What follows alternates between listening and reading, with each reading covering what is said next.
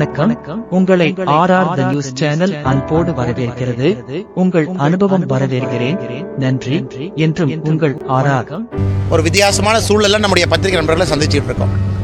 இன்னைக்கு தமிழ்நாடு முழுவதுமே பாரதிய ஜனதா கட்சி எல்லா மாவட்ட தலைநகரத்தில் ஒரு மாபெரும் ஆர்ப்பாட்டம் மக்கள் சார்பாக, குறிப்பாக இந்த கள்ளக்குறிச்சியில் நடந்த கள்ளச்சாராய சாவுகளுக்காக ஆர்ப்பாட்டம் நடத்த திட்டமிட்டிருந்தார். இன்று காலை மதுரையில் ஆரம்பித்து இப்போ கோயம்புத்தூர் வரை, சென்னை வரை எல்லா பகுதியிலுமே நம்முடைய தொண்டர்கள், தலைவர்கள் ஆர்ப்பாட்டம் செய்வதற்கு தடுக்கப்பட்டு எல்லா இடத்துலையும் கைது செய்யப்பட்டு முன்ஜாக்கிரதை நடவடிக்கையாக வேறு வேறு கல்யாண மண்டபத்தில் இருக்கிறாங்க.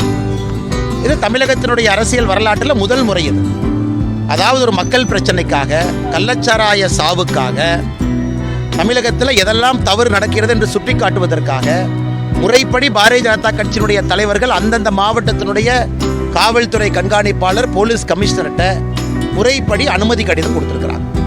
இதற்கு முன்பு உங்களுக்கு தெரியும், உச்சநீதிமன்றம், உயர்நீதிமன்றத்தினுடைய ஆணைப்படி அங்கே இருக்கக்கூடிய காவல்துறை அதிகாரிகள் இங்கே மட்டும்தான் நீங்கள் ஆர்ப்பாட்டம் பண்ணணும், இந்த நேரத்துக்கு தான் ஆர்ப்பாட்டம் பண்ணணும்னு சொல்லுவாங்க. அதையும் ஏற்றுக்கொண்டு கடிதம் கொடுத்துருந்தாங்க. கோயம்புத்தூரில் எந்த இடம் வேணாலும் சொல்லுங்கள், எந்த நேரம் வேணாலும் சொல்லுங்கள், நம்முடைய தொண்டர்கள், தலைவர்கள் ஆர்ப்பாட்டத்திற்கு வருவார்கள். கடைசி நேரத்தில் அனுமதி மறுக்கப்பட்டு அதன் பிறகு கைது செய்யப்பட்டு பெண்கள் உட்பட எல்லாத்தையும் உள்ள உட்கார வச்சிருக்கிறாங்க. இதை தான் சொல்லுதுனாங்க, திராவிட முன்னேற்ற கழகம் பயப்படுகிறது, இதை பற்றி பேசக்கூடாது என்று நினைக்கிறது. பேசும் பொழுது திமுகவிற்கும் கள்ளச்சாராயத்துக்கும் இருக்கக்கூடிய தொடர்பு வெளியே வந்துவிடும் என அஞ்சுகிறது. உண்மையை சொல்ல வேண்டும் என்றால், இன்னைக்கு சாயந்தரம் ஒரு புள்ளி விவரம் பார்த்தங்க. தமிழ்நாட்டில் மொத்தமாக இருக்கக்கூடிய நூலகங்கள் 4661 நூலகங்கள், லைப்ரரி.